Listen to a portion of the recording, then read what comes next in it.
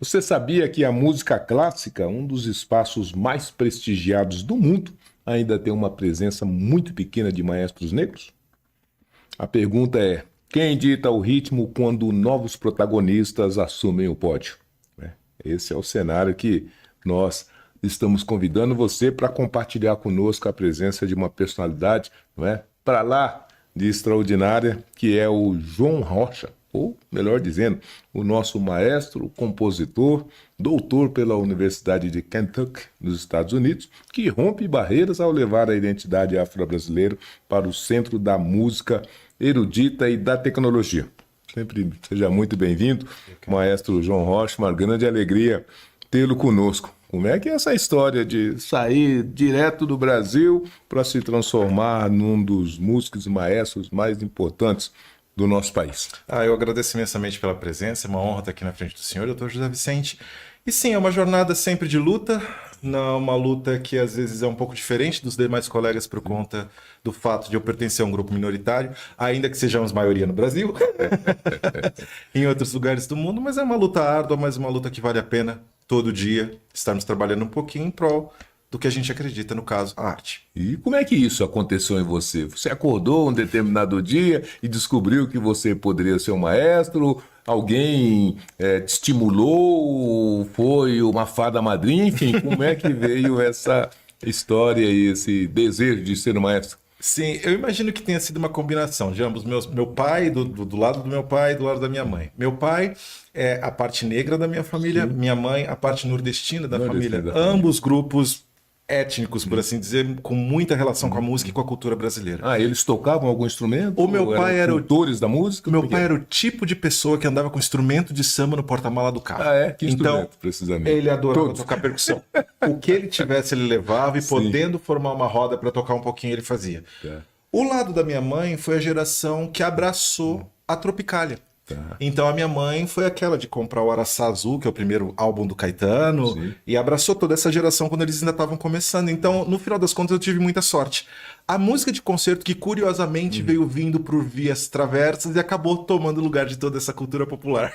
Que maravilha. Quer dizer que você teve um bom exemplo em casa. Pois e com isso ficou menos difícil. Pois é. E foi um tio meu que, curiosamente, tocava cavaquinho por influência do meu pai. Que foi quem olhou pra mim e falou assim: menino, você tá parado, você quer aprender música? Sim. E foi assim que eu comecei. Que maravilha. Mas começou por qual instrumento? Pelo cavaquinho. Cavaquinho? Pois é. O cavaquinho aos acordes das grandes orquestras? Pois é. O cavaquinho entrou na minha vida através desse grande, essa pessoa muito querida, que é o meu tio. Só que a minha mãe, assustada com o universo da rua, da malandragem, etc. Vai acabar em samba. Ela falou assim: olha, você vai tocar cavaquinho, tudo bem, mas você vai estudar música de verdade. E foi então que eu fui pro conservatório estudar música clássica no cavaquinho. Olha que maravilha. Então sempre isso já era possível naquela época? Isso era uma coisa normal? Não. Regular? Não, porque veja, o cavaquinho não era um instrumento tão popular quanto é hoje em dia. Imagina. E não existiam tantos métodos. Sim. Então, o meu professor, que era um português dele de Madeira, falou assim: o que eu vou fazer com esse rapaz? E ele pegou um método de flauta, na verdade. E foi ali que eu comecei a aprender as melodias mais tradicionais de folclore europeu, de folclore brasileiro e dos grandes compositores. E ali eu comecei a me alfabetizar. E num dado momento eu comecei a ouvir as músicas com orquestra, etc. Eu falei, isso é interessante. Quando aconteceu essa paixão definitiva pela música? Porque você começou pelo cavaquinho, foi lá pro concerto, mas você já tinha isso definido ou teve algum momento que foi assim definitivo? Olha, a primeira infância foi essa coisa de observar muito. Dali com 8, 7 anos eu comecei com cavaquinho. Na adolescência eu comecei a flertar com o mundo do samba e num dado momento eu devia ter, não sei, 12, 13 anos, eu me propus, eu falei, eu vou colocar esse CD que tá aqui dando bobeira, vou escutar, é um tal de Mozart, é uma tal da abertura da flauta mágica, deixa eu ver o que é isso. Eu vi aquilo e falei, uau, eu não tô entendendo nada, mas isso aqui é interessante. E quando eu escutei uma das notas, um dos acordes, e comecei a tentar alguma coisa no cavaquinho, eu falei, olha... Eu entendo disso aqui, eu consigo entender isso aqui. Tem similitudes, é uma ótima definição. E foi exatamente nesse momento que eu falei, peraí. O samba é legal, o chorinho é legal, a cultura popular é legal. Mas deixa eu dar uma olhadinha nisso aqui com atenção. E nunca mais parei. Que maravilha. Em algum momento você imaginou que isso poderia ser o resultado até da sua carreira profissional, aquilo que iria servir para, inclusive, construir a sua estrutura econômica e financeira como cidadão, como indivíduo? Professor, é uma pergunta muito interessante, porque quando eu estava na escola, aliás, a minha escola foi fundamental nesse sentido, eles fizeram um concurso de música que nos fez levar os instrumentos e tocar.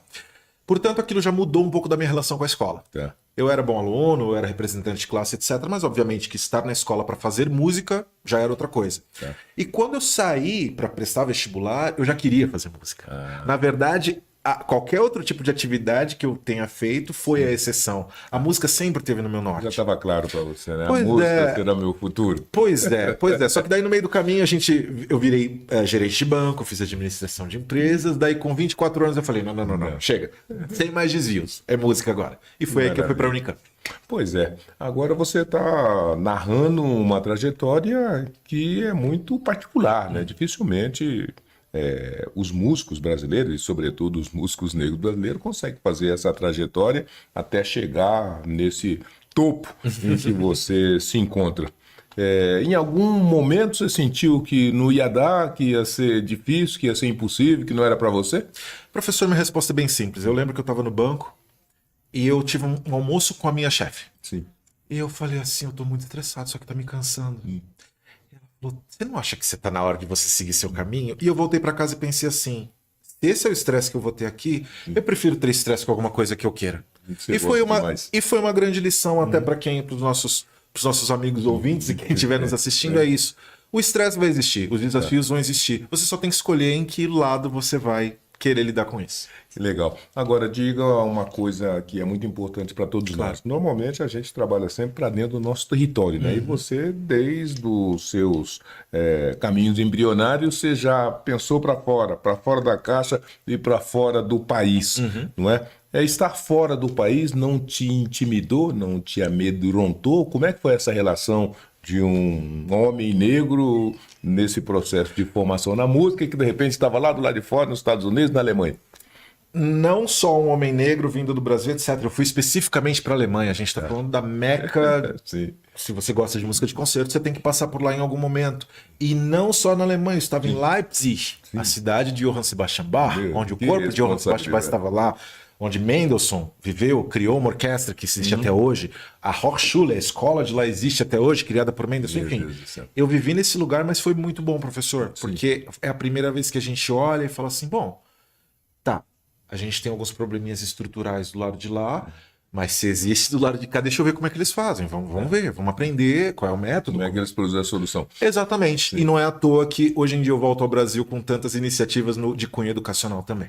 Que maravilha. Agora, alemã, né, a língua alemã está na Alemanha, se relacionar com a cultura alemã já deve ter sido um desafio terrível, né? Mas depois você foi para os Estados Unidos. Foi mais fácil ou foi mais difícil fazer esse entrosamento, esse relacionamento e até finalizar os seus estudos nos Estados Unidos? Eu creio que tenha sido um pouquinho mais tranquilo. Mais tranquilo? As culturas são um pouco mais próximas. Digamos que se a Alemanha está aqui e o Brasil está aqui, os Estados Unidos está aqui mais pertinho da gente. Pois é, então foi um pouquinho mais tranquilo nesse sentido. Que maravilha. E você está dizendo, eu fui para Meca, não é, dos grandes ícones da música, que é a Alemanha e Leipzig. Sim. Mas depois você foi para os Estados Unidos. Nos Estados Unidos teve algum lugar ali em que você também pôde defrontar com essas grandes personalidades que definitivamente ajudaram a lustrar seu... Definitivamente. Eu tive, assim, obviamente foi fruto de muito trabalho, mas também foram sortes e boas energias que eu atraí para estar em centros de estudos muito bons. O conservatório da University of Cincinnati é um dos melhores dos Estados Unidos. O meu professor é um dos melhores professores do mundo, com muitos alunos premiados, etc, etc. Foi uma honra ter recebido uma bolsa integral para lá. E no doutorado, principalmente, foi o mais especial. Eu pude reger no Carnegie Hall com essa orquestra. Nossa, que maravilha. Pois é, eu tive contato com músicos da Filarmônica de Berlim, com músicos de nível AAA. Fui para Praga, na República Tcheca. Estive lá numa produção de ópera. Então, assim...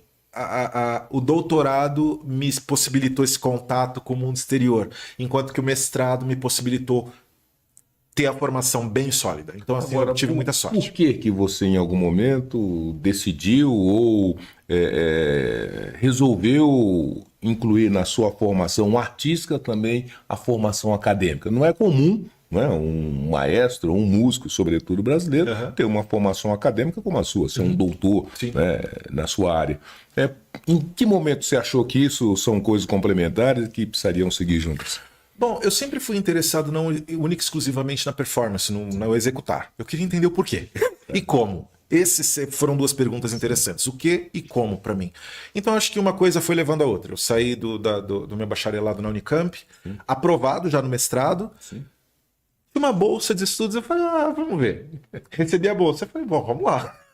Depois, na Alemanha, o contato com os Estados Unidos foi a mesma coisa, recebi uma bolsa integral. Depois, de novo, recebi outro convite para fazer uma audição, uma bolsa integral. Então, no meu caso, foi um pouco mais natural, mas eu creio que a fundamentação real é essa. O interesse sempre por entender não só como, mas o que e por quê. E como é que faz para ter essa sorte de ter tantas bolsas no meio do caminho, permitindo, né, alcançar esses locais extraordinários? Professor, eu acho que é uma coisa que é interessante, até principalmente para nós da população preta, negra brasileira, que assim, é entender que nós estamos numa condição X, daí você define se é boa, ruim, média, nós estamos numa posição no mundo, no tempo, no espaço, e nós temos que olhar para o nosso redor e ver o que temos de oportunidade. Vou contar uma história bem rápida. Pode, com vontade. Durante o meu bacharelado, o normal era que os alunos encostassem na orquestra no terceiro ano.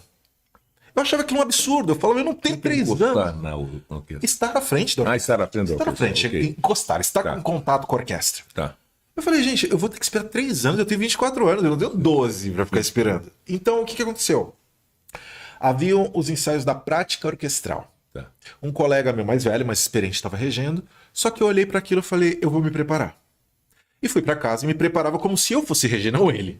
Você acredita que esse cara sofreu um acidente? Meu Deus. Esse cara... E você não teve nada com isso? Não foi complô meu. Não foi complô meu. Mas no momento que o telefone tocou, o fulano não vai poder estar no ensaio, não poderá estar no ensaio hoje, ele infelizmente sofreu um acidente. Eu falei, eu sinto muito, por favor, mande meus cumprimentos, mas professor, saiba que eu estou pronto. Talvez essa é a... Eu me tornei assistente desse professor. Não, então tem que ter sorte com uma bolsa de estudo, mas tem que estar pronto. Exatamente. É que nem nos Estados Unidos, antigamente eles falavam, né? Se vista para o emprego que você quer ter, não para o emprego que você tem. É um clichêzão, mas vale a pena a gente pensar. Você quer reger? Fica pronto. Porque se o telefone tocar e você não estiver pronto, essa oportunidade nem vai passar no seu cérebro. Você nem vai registrar. Mas se você estiver pronto, talvez as coisas sejam... A probabilidade aumente. Mas, João Rocha, mas passou para a Alemanha, passou pelos Estados Unidos, agora você está no Brasil. Ele vai ter que temos novidades. Abraçar essa, porque não tem como ser diferente. Estamos no Brasil. Sim. E num Brasil em que seguramente você estava. Eu estou aqui raciocinando. Você falou, eu saí do Brasil, fui para a Alemanha porque em algum lugar estava reunido todos os grandes nomes e personalidades da música da Alemanha. Eu fui para os Estados Unidos da mesma maneira. Aí você veio para o Brasil. Onde estão relacionadas essas grandes personalidades, sobretudo negras da música brasileira? Sim, Temos? Temos, definitivamente. O Brasil é um país fenomenal na sua extensão, na sua cultura, etc. Portanto, é normal de nós pensarmos que existem muitos artistas talentosos, não só pretos e pretas, como de outros grupos majoritários ou minoritários em outras regiões, mas eu imagino que em termos de sul global, estar na cidade de São Paulo é um privilégio também. E aqui que as coisas acontecem? Em grande medida. Ou em todas as medidas. Bom, nós temos aqui na cidade uma das maiores orquestras teatros de ópera da América Latina, nós temos uma das maiores orquestras da América Latina está aqui, nós temos artistas internacionais que passam por aqui para fazer shows em arenas, enfim, nós temos essa universidade maravilhosa aqui, dentre outras. Concordo. Pois é um lugar especial, definitivamente. Tá. Mas tem dessas coisas, porque você está dizendo que o que permitiu que você internalizasse esse gosto pela música foi saber que tinham referências dentro da música. Sim. Que começou em casa, Sim. Com, né, o cavaquinho, com seu pai, com seu tio, etc. e tal. E aqui no Brasil, quais são essas referências negras que um jovem que precisasse ou quisesse começar agora encontraria?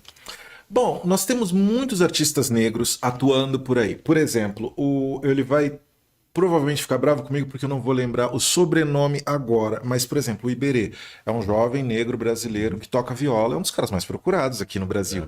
Maestras, nós temos a maestra Alba Bonfim. Tem uma mulher negra, maestra? Mais de Daqui uma. de São Paulo? A Alba, na verdade, é ou de Brasília ou do Rio, ela tá atuando no Nordeste agora. Sim. Tá? Sim. A Alba, por exemplo, eu escrevi uma obra e dediquei a Alba. A Alba que regeu aqui na USP, inclusive.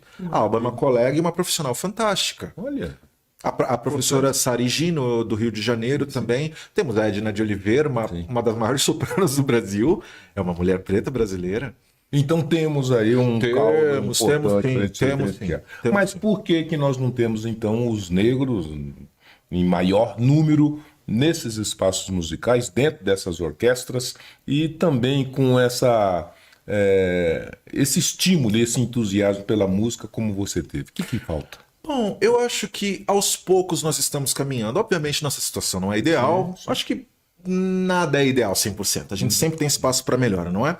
No entanto, se nós olharmos para o Brasil nos últimos 25 anos, na entrada do século XXI, muita coisa melhorou. Sim. Eu estou aqui dando uma entrevista. Isso já estou bastante. Um artista negro. Se quisesse fazer isso há 20 anos atrás, você não faria. É isso que eu estou falando. Nós não existíamos. É isso que eu estou querendo dizer. Os espaços não existiam. Sim. Obviamente que você ainda vê muito conservadorismo dentro do ambiente da música de concerto, seja dos nossos colegas instrumentistas, seja de alguns diretores artísticos. Isso existe. Okay? Algumas orquestras devem respostas ao Brasil. Por que vocês têm tanto dinheiro público e nunca teve um maestro negro à frente de vocês? Pois é. É para se responder. Mas nós tivemos historicamente grandes maestros negros. O nosso maior maestro brasileiro era nordestino, de pele escura, definitivamente com ascendência de nativos brasileiros, mas Eleazar de Carvalho. Eleazar de Carvalho, de fato. Provavelmente, em termos de números, estatísticas, etc., provavelmente, com todo respeito a todos os meus colegas maestros, ainda não foi superado. Maestro nordestino de Iguatu. Que maravilha, que maravilha. O Brasil é surpreendente, a gente só precisa começar a entender mais a respeito de nós mesmos, mas as coisas estão melhorando. Estão melhorando. Agora, dentro dessas melhorias que se apresentam, existem também essas novas alternativas, tem impulsionado, primeiro por essa abertura em que as pessoas podem ter mais acesso à música, podem ter mais acesso à música erudita, pode até ter acesso à formação, né? Nós estamos falando aqui, eu conversava sobre, por exemplo, a Orquestra Sinfônica de Heliópolis. Sim, né? sim. Sinfônica ou Filarmônica? Não, é Sinfônica Heliópolis. Sinfônica Heliópolis. Né? Mas só para dizer que a música clássica chegou dentro da favela. Definitivamente. Né? Acabaram, inclusive, de fazer o teatro, né? Um teatro muito bonito dentro da favela. Ou seja, então agora, diferentemente de muitos tempos atrás, o jovem pobre, né, o jovem com umas restrições econômicas da natureza, pode acessar esse espaço e esse equipamento. E a partir daí é só burilar o talento. Não é? Então, com isso, abre otimismo para que num tempo muito rápido nós tenhamos mais profissionais negros, mais talentos. Definitivamente. Hoje mesmo eu estou associado atualmente ao Conectando Orquestras Brasileiras. Veja você, falávamos ainda recentemente de uma associação alemã de orquestras amadoras que tem mais de 100 anos, não é? Enquanto que no Brasil as orquestras ainda não estão conectadas umas com as outras. Portanto, eu me associei a esse movimento do Conectando Orquestras Brasileiras. A Gisele Nascimento, que é essa moça genial que está fazendo esse movimento, ela comentou hoje de manhã, olha, eu quis ser violinista.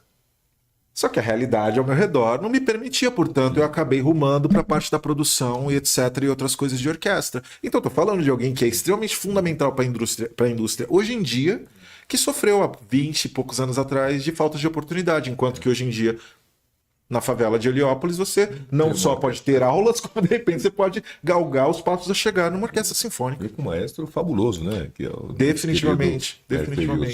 Agora, de toda maneira, o que nós estamos dizendo é de que nessa apropriação, nesse aquilombamento, né, de todas as coisas, culturas do negro brasileiro, a gente também... você citou um momento importante da sua carreira, que foi o cavaquinho, né? E a gente já viu alguns ensaios de trazer essa musicalidade, essa particularidade instrumental da música negra para dentro dessa música clássica, para dentro desse espaço e ambiente. Tem mais espaço para fazer isso? É importante fazer isso? Essas duas coisas conversam, se completam, produzem um resultado importante? Definitivamente. Na minha opinião, das rodas de samba que eu já frequentei, eu acredito que tem muitos maestros ali, que só não foram descobertos. Muita gente com conhecimento de um violão 7 cordas. Você fala, Essa linha de baixo poderia ser de uma obra de bar, facilmente, entendeu? De uma obra barroca, que é algo que o Vila Lobos já falava. As baquianas falavam disso, da conexão do Brasil com essa música europeia. Eu acho que sim, eu acho que da mesma forma que o jazz, por exemplo, já está nas universidades norte-americanas com métodos, metodologias e professores renomados, etc., eu acho que talvez fosse um momento para o Brasil olhar. Obviamente eu falo do samba porque é o movimento que eu tenho mais contato, eu tive mais contato, mas eu acho que a gente poderia olhar para certos tipos de manifestações populares e falar, vamos colocar isso aqui no papel? Vamos ensinar isso daqui, quem quiser pegar para tocar isso aqui com violino, que o faça. E quem quiser melhorar a sua performance dentro da sua área, que o faça também, mas que seja registrado, que seja documentado, porque isso é importante. A gente não pode pensar em 10 anos, a gente tem que pensar em 100. Isso aí. Aliás, você trouxe essas exemplificações, né, de como, em alguns momentos, essa musicalidade atravessa criações importantes da música, mas eu me recordo, inclusive, e eu assisti em algumas oportunidades, por exemplo, o maestro João Carlos Martins, com a sua baquiana, fazendo uma integração junto com a escola, a bateria da escola de samba Vai Vai. Então os dois elementos se juntaram para apresentar uma obra inovadora, nova, e que ficou assim maravilhoso. E você está trazendo essa possibilidade e talvez até essa necessidade de trazer essas dimensões e esses recortes da cultura negra, sobretudo o samba, por exemplo, para dentro desse ambiente, para dentro dessa territorialização. Sim. Isso é possível? Você acha que seria uma contribuição importante, enriqueceria ainda mais essas dimensões da música na sua Professor, um grupo de estrangeiros vindo de França vieram ao Brasil. Eu estou esquecido agora da década, provavelmente foi no início do século XX eles vieram, e dentre eles veio um compositor chamado Dario Milieu. E esse cara simplesmente, primeiro, que ele tem uma obra que usa um tema de um chorinho brasileiro, em primeiro lugar. E a segunda coisa é que tem uma declaração que ele falou. Ele falou, eu não sei por que vocês ficam olhando para a Europa. eu não entendo por que vocês ficam olhando para a Europa. Vocês têm tudo aqui. Maravilhoso aqui, né? Até porque... Veja, obviamente, esse é um discurso do século XX. A gente está falando do século XXI, onde nem o conceito de música exótica existe mais, porque no YouTube você encontra tudo. Com certeza, com Não certeza. é? As possibilidades são muitas, mas eu acho que na medida do possível, sim, nós podemos seguir nos dedicando às 9 sinfonias de Beethoven, que são testamentos da humanidade, definitivamente. A obra de Mozart, que é maravilhosa, a obra de Villa-Lobos, etc. Mas a gente tem que entender... Rapidamente, a música de concerto, curiosamente, os números dizem, nunca foi tão escutada na história inteira. Só que tá no streaming. Popularizou. A faixa etária diminuiu. É uma molecadinha de 25, 35 anos. Porque antes era só acima de 50. Sim, Então a molecadinha está escutando, só que está escutando no streaming. Portanto, se você for pensar em business, existe uma demanda reprimida. A gente tem que arrumar um jeito de trazê-los para dentro da sala de concerto. Olha que maravilha. Música para videogame já foi feita, rock sinfônico já foi muito feito. Não tem outras coisas que a gente pode pensar? Por que os dançarinos envolver dança com a música sinfônica e trazer essa molecada para dentro? O uso de inteligência artificial. Pois é. Aliás, deixa eu te perguntar, a inteligência artificial nessa sua ambiência, nessa sua profissão te assusta ou você entende como uma potencial aliado? Bom, eu no último, entre 2024 e 2026, janeiro de 2026, eu tive uma oportunidade também muito boa, que foi trabalhar junto a uma empresa de consultoria de business nos Estados Unidos, dedicada à inteligência artificial. Então eu tô mergulhando um pouco nessa área. Sim. Obviamente, minha atividade principal é a arte, mas eu decidi entender melhor essa área do business e da tecnologia. Ponto. A parte da criação é um assunto que a gente precisaria de muitos outros programas. Agora, a parte da produção, dos processos internos de uma organização... É fabuloso. É coisas que a gente demoraria 3 semanas para fazer, que literalmente em 2 dias você consegue resolver. Então isso são coisas... É por isso que eu me interesso. É um benefício importante. Para a administração de um grupo sinfônico ou de qualquer grupo artístico é fundamental. Melhora a qualidade, né? E o custo? E o custo diminui, né? Vai lá embaixo. Isso é muito importante. Mas você está no Brasil. E agora? Você chegou no Brasil, está aqui em São Paulo e passou pela tecnologia, passou pela composição, foi para o Carnegie Hall e daqui para frente, o que será? Daqui para frente é o João Rocha trabalhando nessa intersecção entre música, obviamente, eu sempre sou e serei um performer, um compositor, mas eu quero trabalhar na intersecção entre música, artes e tecnologia. Tem um movimento aí indie, meio que independente, mesmo de orquestras sinfônicas, as estruturas tradicionais. Eu tive o privilégio de reger muitas das melhores orquestras do Brasil, isso é muito bacana, mas, no entanto, é uma estrutura que depende muito de dinheiro, muito financiamento, etc, etc. E, para todos os efeitos, eu sou um profissional. Então, eu quero trilhar o meu caminho, eu quero começar a construir os meus caminhos e, obviamente, sempre com a inclusão dos nossos grupos e da nossa cultura. A dúvida até é essa, né? O mercado brasileiro, sobretudo o mercado paulista, tem capacidade de recepcionar um profissional da sua envergadura? Como é que paga um homem como você? Da mesma forma que se pagam X mil reais pelo Paul McCartney no estádio. Pela mesma forma que se paga X mil reais para ver o Coldplay. A questão é que eu acho que a minha responsabilidade como artista, tô tirando todo mundo da reta, tô botando a responsabilidade em mim.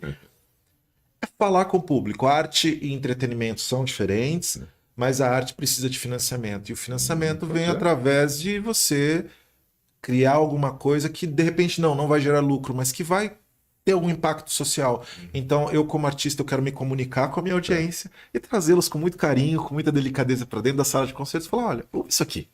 Ouve isso aqui com carinho, porque é legal. Essa dimensão importante também é de que, a despeito da Sinfônica de Heliópolis ter chegado em Heliópolis, ela é uma exceção, né? Porque todos têm mais espaço, custa muito caro. E esse público, sobretudo negro, não tem o dinheiro para pagar esse produto. Como é que faz? Professor, você sabe que eu notei nos últimos anos, até pesquisando mesmo, fazendo pesquisa de campo, é que muitas pessoas pretas que eu conheço, familiares ou não, às vezes não é nem a questão do dinheiro. Não? Às vezes é a questão de não se sentir pertencente. Olha. Eu fui reger a Sinfônica da Bahia em 2024. Sim.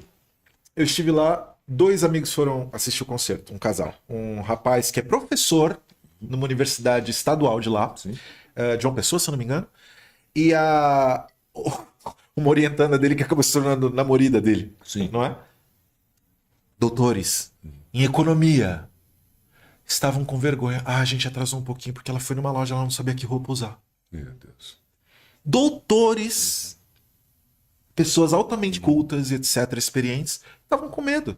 Então, tem algumas barreiras psicológicas que precisam ser superadas. Sim, a gente precisa trazer as pessoas para perto da gente. Que maravilha. Bom, logicamente, como o senhor já disse no começo, já antecipou, né?